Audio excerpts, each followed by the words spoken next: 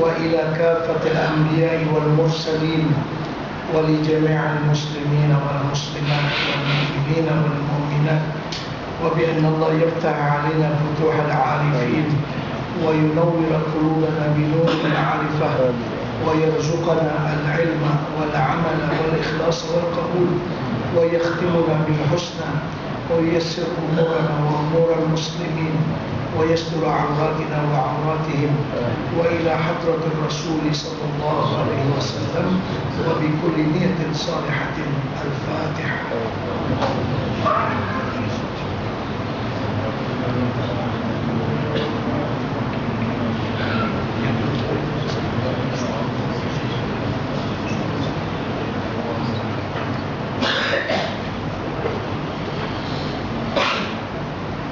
Bismillahirrahmanirrahim.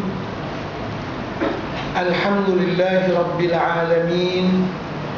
Nahmaduhu wa nasta'inuhu wa nastahdihi wa nastarshiduhu wa nu'minu bihi wa natawakkalu alayhi wa na'udzu bihi min shururi anfusina wa min sayyiati a'malina. Allahumma salli wa sallim wa barik ala sayyidina wa maulana Muhammad wa ala alihi wa sahbihi wa man ihtada bi hadiyihi wa istanna bi sunnatihi ila yaumiddin. Subhanaka la ilma lana illa ma 'allamtana innaka antal alimul hakim. Rabbi shrah li sadri wa yassir li amri wahlul 'uqdatam min lisani yafqahu qawli. Bismillah ma syaa Allah la quwwata illa billah ma syaa Allah. Kullu ni'matin min Allah ma syaa Allah. Al khairu kulluhu bi yadillah ma syaa Allah. La yasrifu as-su'a illa Allah. Amma ba'd. Alhamdulillah, puji syukur dipanjatkan kepada Allah Subhanahu wa taala dengan tambahan limpahan rahmat dan karunia daripadanya. Di malam yang mulia ini dapat kita bersama-sama berada dalam majlis ilmu. Mudah-mudahan Allah Subhanahu wa taala sentiasa mencucuri kepada kita keberkahan dan nikmat-Nya. Di malam yang mulia ini, marilah kita merenungkan sebuah hadis baginda Rasulullah SAW. Riwayat daripada Mu'adz bin Jabal radhiyallahu ta'ala anhu. Qala qultu ya Rasulullah, akhbirni bi'amalin yudkhiluni al-jannah wa yuba'iduni 'anil nar. Qala laqad sa'alta 'an 'azimin wa innahu la yasirun ala man yassarahu Allah alayh. Ta'budu Allah wa la tushriku bihi syai'a wa tuqimu as-salah wa tu'ti az-zakah wa tasumu Ramadan wa tahujju al-bayt. Thumma qala ala adulluka ala abwabil khair.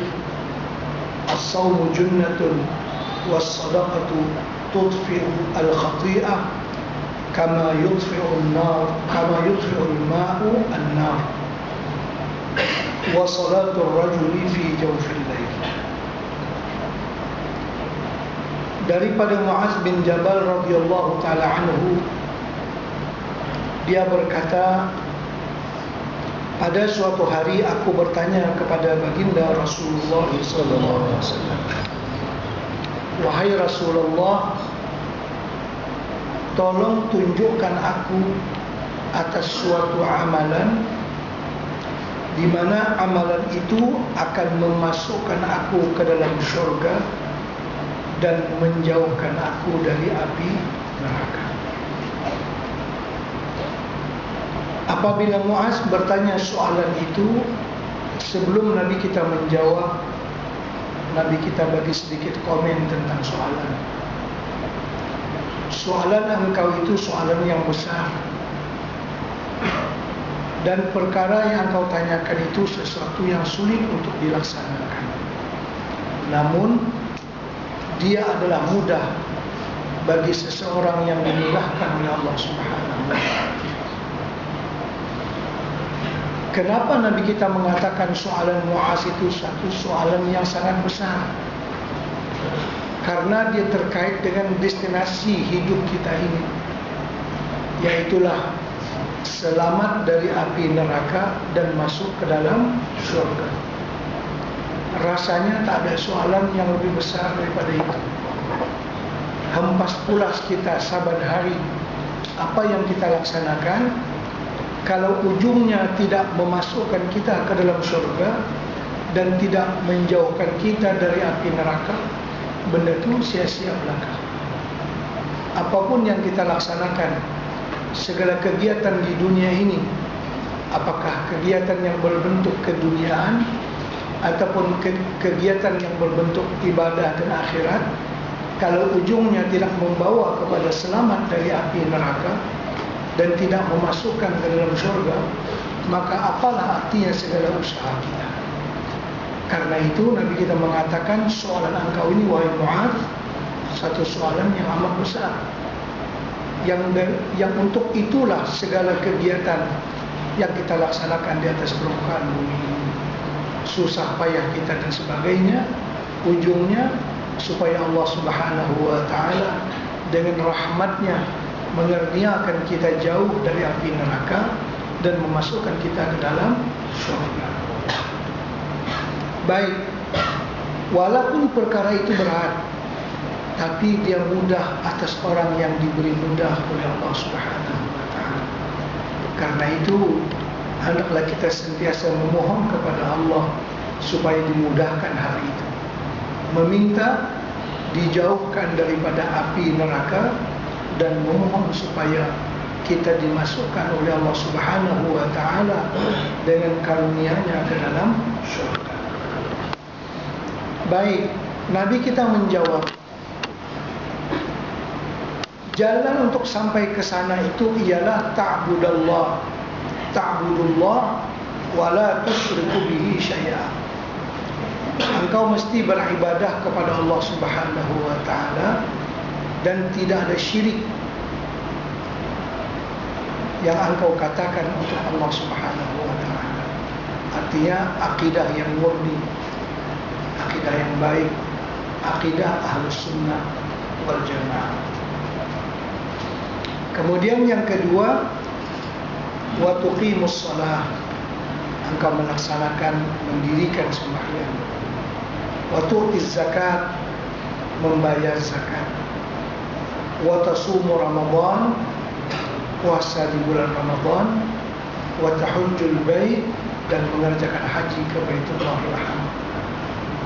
Ini semuanya terangkum dalam rukun Islam. Kita maklum 5 rukun Islam. Jadi ilmu yang membicarakan tentang yang 5 perkara ini adalah ilmu yang paling mulia, karena dia akan menguruskan kita sampai ke sana tadi, sampai kepada destinasi hidup ini, yaitulah selamat dari api neraka dan masuk ke dalam surga. Karena itulah para ulama mengatakan bahwasanya ilmu yang membicarakan tentang 5 perkara tadi, ilmu itu namanya fardhu ain, wajib dipelajari, karena dia merupakan satu jembatan yang menyampaikan kita ke dalam surga. Baik, seterusnya Nabi kita menawarkan kepada Muaz, maukah engkau aku tunjukkan kepada pintu-pintu kebaikan? Maksudnya sesuatu pekerjaan yang dapat memantapkan yang 5 perkara itu. Bagaimana untuk menguatkan keislaman kita, bagaimana untuk memantapkan syahadah kita, dan supaya sembahyang kita bagus dan zakat dibayar dengan cara baik, begitu juga puasa dan juga haji. Sudah tentu apabila Muaz ditanya oleh Nabi, maukah aku tambahkan pintu-pintu kebaikan untuk engkau? Sudah tentu dia mengatakan ya. Nabi kita seterusnya mengatakan, as-sawmu junnatun, puasa itu merupakan perisai. perisai daripada bermacam-macam kejahatan. Orang yang berpuasa, maksudnya sini puasa sunnah.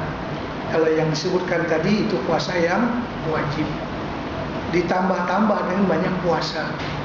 Karena apabila seseorang berpuasa, bermakna dia telah berperisai, telah mendinding dirinya dengan benteng yang kuat supaya dia jangan mengerjakan maksiat. Bayangkan orang yang puasa, seperti kita maklum, air yang punya dia sendiri, yang halal, yang ada di rumahnya, dia tak minum kalau tak sampai masa yang telah ditetapkan oleh Allah Subhanahu wa ta'ala. Maka betapa dia mencari sesuatu yang haram. Istrinya sendiri yang dia menikah dengan cara syar'i, doa dia di tepi dia, dia tak sentuh isteri dia karena belum diizin oleh Allah Subhanahu wa ta'ala. Summa atimmu siyama ilal lail, sempurnakanlah puasa sampai waktu malam. Itu istrinya sendiri yang dia menikah dengan cara syar'i yang dihalalkan oleh Allah untuknya, pun tidak disentuhnya. Jauh-jauh lagi mau mencari yang diharamkan oleh Allah Subhanahu wa ta'ala. Itu yang disebutkan as-sawmu junnatun. Puasa itu merupakan perisai, pendinding kita dari mengerjakan sesuatu yang tidak baik. Sampai budak-budak pun dia tahu. Budak-budak main dengan budak-budak, bila ada kawan dia mohong, tak boleh mohong puasa. Budak-budak pun tahu mohong tak boleh bila orang puasa. Sebenarnya tak puasa pun tak boleh mohong juga. Tapi bila puasa tu lebih lagi, perisai itu lebih lagi, ya kan? Puasa-puasa ni tak akan nampak macam ni. Jadi puasa itu otomatik menjadi perisai untuk kita. Karena itu selain daripada puasa yang wajib, perbanyaklah puasa sunnah. Telah pun diaturkan dalam syariat kita puasa Isnin Khamis ataupun 3 hari dalam sebulan, dan berpuasa di hari-hari yang istimewa seperti hari Arafah, hari Ashura, Tasu'a, dan yang lain-lain lagi. As-sawmu junnatun was-sadaqatu tudfi'ul khati'ah. Dan sedekah itu akan memadamkan dosa. Artinya kita mengeluarkan sesuatu yang diminati oleh syahwat kita. Setiap orang memang dia suka kepada harta bendanya. Itu tabiat manusia. Dia lawan tabiat nafsunya yang menyukai kepada benda itu, sanggup dia lebihkan kepada orang lain. Ini kan orang yang bersedekah setelah dia berperang dalam perasaannya, aku nak duit ni aku perolehi dengan peluh aku dan sebagainya. Sepatutnya akulah orang yang menikmatinya, tapi dah dia ambil duit dia dan dia bagi kepada orang lain. Ini merupakan satu pengorbanan dari seseorang. Dan seseorang tidak akan mampu bersedekah kalau dia merasa yang dia berikan itu hilang. Karena itu dalam matematik, kalau kita ada duit 100 ringgit, kalau kita sedekahkan 10 ringgit, berapa baki duit kita? Ada duit 100, sedekahkan 10, baki berapa? Siapa yang cakap baki 90, dia kedekut.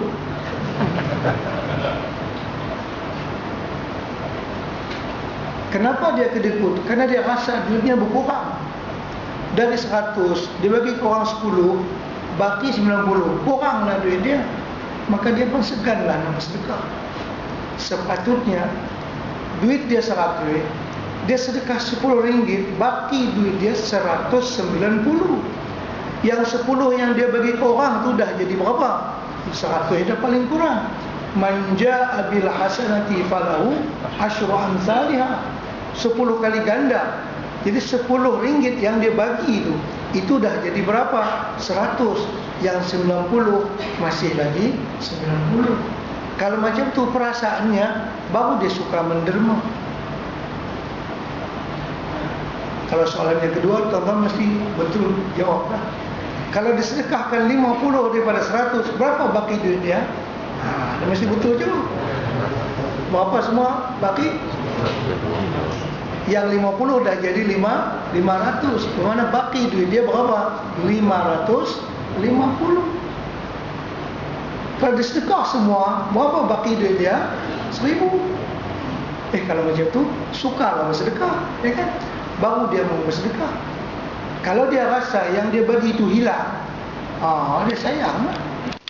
Dia sayang. Ini hilang.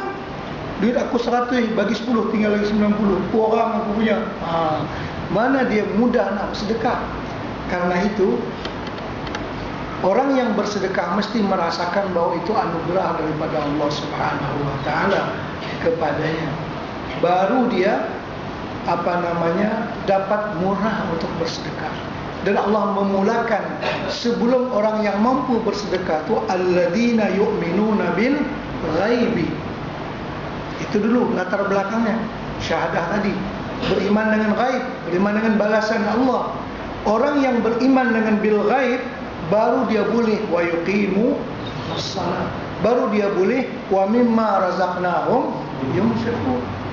Kalau belum ada yu'minuna bil ghaibi, dia tak mampu wa yuqimuna as-salat.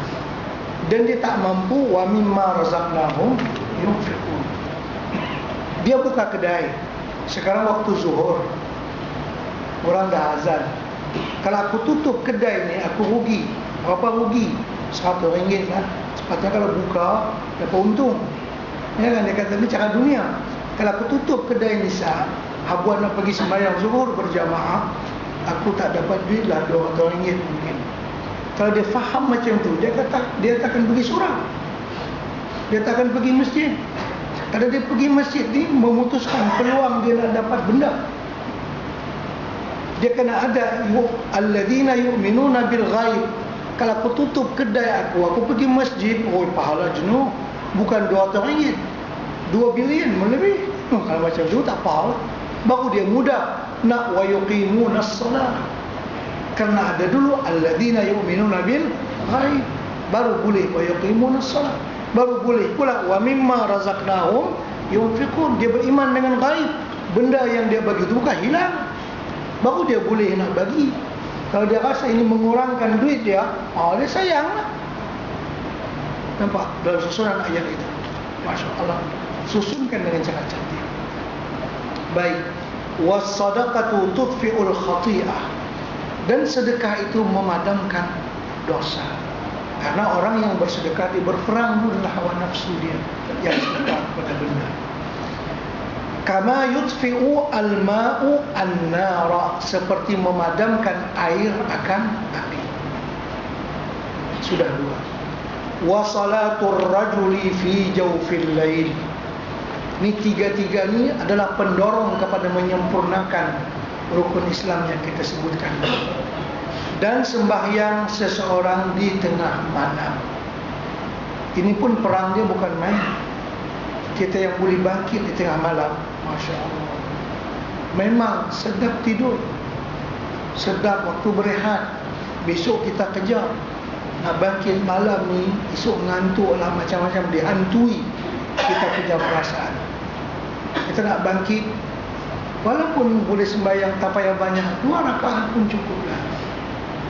Boleh 2 rakaat, kanzun min kunuzil jannah, satu perbendaharaan daripada perbendaharaan dalam surga.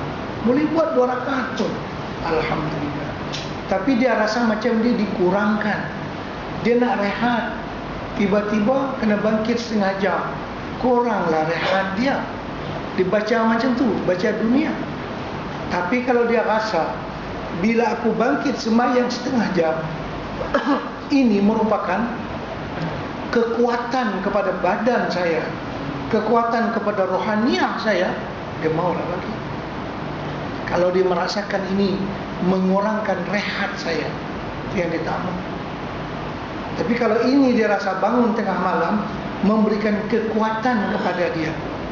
Sebab kita dah bagi tahu, wa salatur rajuli fi jawfil lail.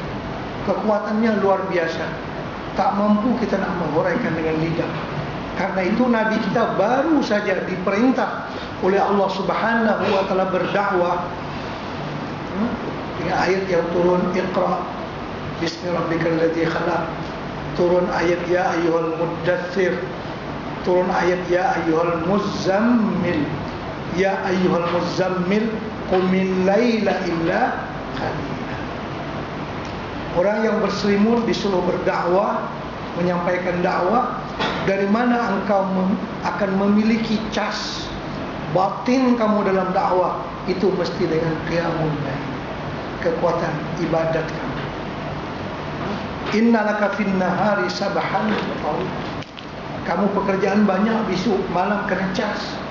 Besok handphone kita banyak nak guna, malam ni kena cas dulu. Ya kan begitu. Besok kerja kita banyak, macam mana? Kita punya falsafah kita, besok banyak kerja, malam ni rehat lah. Macam tadi lah, falsafah kita, bila duit kita bagi, kita rasa kurang, kita bagi itu dia bertambah. Kita buat qiyamul lail, dia ada tambahan kekuatan yang tak tersangka, luar biasa. Tidak ada seorang pun daripada hamba Allah yang berjaya di dunia ini memahatkan apapun sejarah kegemilangan dalam agama, kecuali orang tu ada halud ma'allah, ada hal dia bersama Allah di waktu malam. Siapa saja orang-orang yang diberi kecemerlangan oleh Allah di dunia ini, dalam dakwahnya, dalam apapun yang bersifat keagamaan, yang ada nilai, yang boleh memberikan kebaikan kepada diri, kepada umat. Tengok saja orang itu, dia mesti ada hal dengan Allah Subhanahu wa ta'ala di waktu malam. Maksudnya dia nak guna diri dia besok kuat, nak kena cas bateri di waktu malam. Ini apa yang dikhabarkan oleh Nabi kita Muhammad SAW. Jadi banyak falsafah yang kita fahami tak betul dengan cara tadi. Jadi kena banyak puasa. Kita cakap bila kita puasa kita tak lapar, nak buat je kan. Padahal puasa tu jadi perisai tadi. Kita bersedekah, kita rasa macam kurang, kita perlu duit, perlu dana. Bila kita sedekah, kurang kita, dah yang tu kuat. Bila kita bangun di tengah malam, kita rasa kita kurang berehat dah. Itulah kemudahan engkau untuk besok hari. Subhanallah, luar biasa apa yang dibawakan oleh Nabi kita Muhammad SAW. Summa tala, kemudian Nabi kita membaca, tatajafa junubuhum 'anil madaji' yad'una rabbahum khawfan wa tama'a wa mimma razaqnahum yunfiqun fala ta'lamu nafsum ma ukhfiya lahum min qurrati a'yun jazaa'an bima kanu ya'malun. Ayat ini menyebutkan keutamaan orang yang bangun di tengah malam. Tatajafa junubuhum 'anil madaji', renggang lambung mereka itu daripada tempat tidur. Artinya mereka bangun dari tempat tidur mereka. Apa yang mereka kerjakan? Yad'una rabbahum, berdoa, beribadah kepada Allah, khaufan wa tama'a. Ini untuk menyempurnakan khusyuk seseorang. Mesti ada rasa takut dan mesti ada rasa harap. Kita dalam beribadat mesti macam tu, takut pun ada, harap pun ada. Jangan takut semata atau jangan harap semata. Kedua-duanya sesuatu yang diperlukan, berimbang dalam kehidupan kita. Rasa takut, kita orang yang duk sembahyang dah, tapi itu takut kalau sembahyang kita ni ada penyakit yang menghilangkan pahalanya. Takut kita. Tapi harap pun harap, mudah-mudahan seadanya apa yang kita dah buat ni diterima jugalah kiranya oleh Allah Subhanahu wa ta'ala. Jangan terlampau takut sampai dia putus asa. Jangan terlampau harap, dia tak buat apa, harap surga. Mana boleh. Harap itu berdasarkan sesuatu. Jadi pengimbang dalam diri seseorang antara takut dan harap, mesti berimbang antara dua itu. Walaupun sebagian ulama mengatakan bahawa orang yang sudah uzur, dah dekat meninggal, dah dekat mati, itu hendaklah memperbanyak rasa harap kepada Allah. Kalau banyak takut, dia lagi lumpur, lagi tak larat lah, dah tak larat awal-awal lagi, ya kan? Hendaklah dia banyak optimis, banyak mengharap insya-Allah taubatnya diterima oleh Allah, insya-Allah mati dalam keadaan husnul khatimah, insya-Allah Allah berikan syurga kepadanya. Begitu optimis, begitu baik sangka. Dan jangan ada di kalangan kita orang yang meninggal dunia kecuali dia berbaik sangka dengan Allah Subhanahu wa ta'ala. Allah berfirman dalam hadis kursi, ana inda dhanni 'abdi bi, saya di sisi sangkaan hambaku. Kita sangka insyaallah kita mati beriman, insyaallah mati beriman. Tapi kan ada usaha lah. Baik. Summa qala, kemudian Nabi kita bersabda pula. Muaz tanya satu, dia tanya besar tu. Itu Nabi kita kena horai panjang. Ala ukhbiruka bi ra'sil amri wa 'amudihi wa zirwati sanamihi. Wahai Muaz, maukah aku kabarkan kepada engkau dengan pokok perkaranya dan tiangnya dan kemuncak daripada segala usahamu yang nak masuk ke dalam surga ni, apa yang patut kamu perhatikan? Qultu bala ya Rasulullah, memang itu yang aku kehendaki.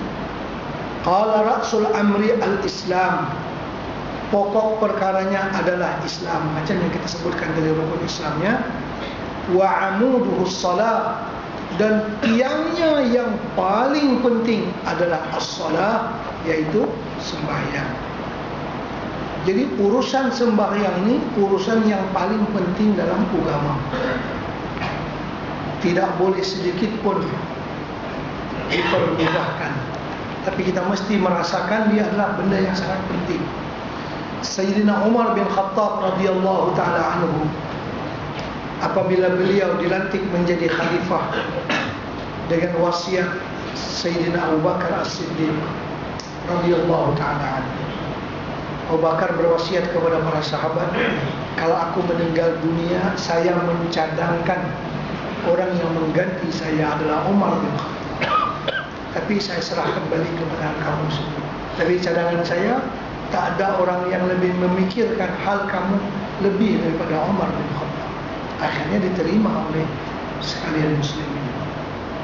Baik, sewaktu Umar dilantik menjadi khalifah dan beliau menyampaikan khutbah yang pertama kali, khutbah perdana yang disampaikan oleh Umar, dan dia tulis surat pula kepada gubernur dia, menteri-menteri besar dia tulis surat. Itu hadis ada dalam kitab Muwatta Imam Malik. Apa kata Sayyidina Umar? Inna ahamma amrikum indi as-salah, sesungguhnya urusan kamu yang paling penting kamu perhatikan ialah masalah sembahyang. Ini arahan daripada khalifah kepada gubernur-gubernur. Urusan yang pertama kali aku nak periksa ialah sembahyang. Karena pada waktu itu, pada zaman dahulu juga, yang namanya gubernur itu dialah yang memimpin sembahyang berjamaah, yang jadi imam, yang jadi khatib pada hari Jumaat di masjid negeri, mesti gubernur yang berkenaan. Kalau di daerah, mesti pegawai daerah itu yang menyampaikan khutbah dan yang menjadi imam. Jadi kata Sayyidina Umar, laporan keuangan perlu juga, takut duit masuk macam mana, duit keluar macam mana, itu perlu. Tapi yang paling perlu bagi aku laporan bagaimana sembahyang dilaksanakan di tempat kamu semua. Inna ahamma amrikum indi as-salah, urusan kamu yang paling penting yang aku minta laporan pertama sekali masalah sembahyang. Fa innal mar'a idza kana mudayyan li salatihi fa huwa lima siwaha adya'. Karena seseorang apabila sembahyang pun disia-siakannya, maka yang lain tak boleh harap. Kalau sembahyang pun dia sia-siakan, yang lain akan lebih disia-siakannya. Karena itu saya minta yang ini dulu dikeliarkan. Masya Allah, tabarakallah. Artinya sangat penting. Ini benda yang sangat penting. Baik. Jadi tiangnya yang paling mantap ialah sembahyang. Wazirwatu sanamihi al-jihad, dan kemuncak di tiang itu adalah al-jihad, berjuang fi sabilillah dengan bermacam-macam caranya, berjuang dengan perkataan, berjuang dengan harta benda, berjuang dengan diri, berjuang dengan segala sesuatu yang kita miliki. Dalam arti kata, orang yang berjuang itu melawan hawa nafsunya yang suka kepada benda dunia, apakah itu dirinya, apakah itu kedudukannya, apakah itu sesuatu yang diminati oleh nafsu. Mampukah dia melebihkan Allah daripada kepentingan pribadi dia? Jadi wazir watu sanamihi al-jihad, kemuncak segalanya yang di tiang itu ialah al-jihad, berkorban. Mesti bila orang Islam dia ada pengorbanan. Kalau tidak, dia tak mampu nanti bersedekah, dia tak mampu untuk sembahyang, dia tak mampu untuk mengerjakan pekerjaan apapun. Kalau dia cuma orang yang menghitung untuk kepentingan pribadi. Benda yang merosakkan pentadbiran dunia adalah kepentingan pribadi sebenarnya. Kalau orang memikirkan kepentingan umat, tidak akan terjadi demikian. Orang yang memikirkan masalah jihad, pengorbanan, tidak akan merosakkan dunia ini. Dunia yang menjadi rosak karena masing-masing orang memikirkan apa yang dia nak untung. Summa qala, kemudian Nabi kita bersabda, ala ukhbiruka bimilaki dzalika kulli. Wahai Muaz, maukah pula aku khabarkan kepada engkau dengan kunci kesuksesan engkau?